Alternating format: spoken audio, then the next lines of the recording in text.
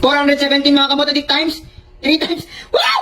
Ano ko yung 9 pesos ko naging 2,088. Bali yung ano ko 2,000 plus kanina naging 4,900 plus. So yung 9 pesos ko mga kamotodik, yun yung laki ng pinanalo ko. Ayan o, magpa 5,000 agad. Ang punan ko is 100 pesos lang. So, mga kamotodik, ganun lang kadali manalo dito sa Phoenix game. And mga kamotodik, yung 9 pesos ko naging 2,088 dahil sa nag-times time siya. So kung matatalo kayo ng 9 pesos kada spin nyo, okay lang yan. Okay lang yan kasi biglang magbibigay ng 2,000 plus, minsan pa nga 5,000, di ba babe?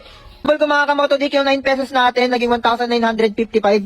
Ini-spin ko lang kanina yung balance natin 4,000 plus. Ngayon naging 6,400 na. Ngayon kakashout ko na siya. Yung panalo kong 6,400. Ilalagay ko lang dito yung withdrawal, tapos nilagay ko lang yung Gcash number ko dyan din. Ang amount na i-withdraw ko is 5,500. Ayan. Then, click mo lang yung withdraw. Yan. May 2% na bawas charge nila Phoenix Game yun. Apply successful. Mga kamotodik, habang naglalaro ako, na-receive na raw. Ayan o. 5,450.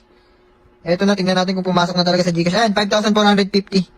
So, ganun lang kadali kumita dito sa Phoenix Game. Kaya mga sa inyo mga kamotodik, i-download nyo na ito. Tuturuan ko kayo kung paano maglaro ng Phoenix Game. Nanalo ako ng 60,000 pesos kanina. Kaya nagpapasalamat ako sa Phoenix Game. Para manalo, i-download mo na sa comment section ko yung link. Kung may dati ka ng account, pwede ka gumamit ng bagong mobile number mo. Kasi maswerte itong link ko. Ilalagay mo lang yung mobile number mo dyan, gagawa ka ng sariling password mo at i-click mo lang yung send OTP at may sisend sa'yo si Phoenix Game na OTP code. Pagpasok mo sa Phoenix Game, i-click mo lang yung plus sign sa taas para makapag-cash in ka agad ng 100 pesos na puhunan mo at mapapalaki mo ito, depende sa diskarte mo. Kakapin mo lang yung Gcash number na ibibigay nila sa'yo tapos pupunta ka sa Gcash mo at doon mo i-send yung 100 pesos. Ganyan lang kadali mag-cash in dito sa Phoenix Game tapos babalik ka na ulit sa application then nandoon na agad yung 100 pesos mo. And pagpasok ng 100 pesos, turuan ko naman kayo kung paano mag-withdraw kapag nanalo ka na sa Phoenix Game. Yung panalo kong 6,400, ilalagay ko lang dito yung withdrawal tapos nilagay ko lang yung Gcash number ko dyan din.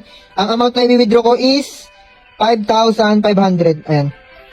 Then, click mo lang yung withdraw. Yan, may 2% na bawas charge nila Phoenix Game yun. Mga kamotodik, habang naglalaro ako, na-receive na raw. Ayan o, 5,450. Eto na, tingnan natin kung pumasok na talaga sa Gcash. Ayan, 5,450. Yan,